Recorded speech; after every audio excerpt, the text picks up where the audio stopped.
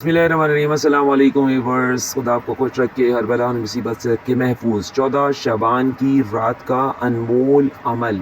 ये अमल 14 की रात शब बारात वाले दिन करना है। ये बहुत ही बेहतरीन अमल है। अगर नहीं करेंगे तो पछताएंगे।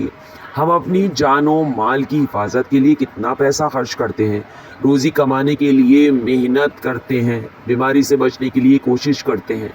अगर आप 1 साल तक इस परेशानी से, इन सब चीज़ों से बचना चाहते हैं तो कीजिए ये अनमोल अमल।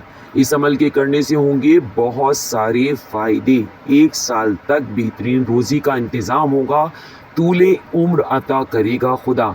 1 साल तक किसी भी हादसे से बचे रहेंगे।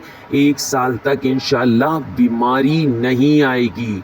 अमल कुछ इस तरह है कि एक मुट्ठी भरकर चने लेना है, चाहे आपके हाथ में जितने भी चने आए वो ले लीजिए, और एक एक चने पर अव्वल व आखिर 3 मरतबा दुरूद पाक पढ़ना है, और एक एक मरतबा सूरह इखलास पढ़नी है, यानी 3 दफ़ा दुरूद पाक और 1 मरतबा सूरह इखलास।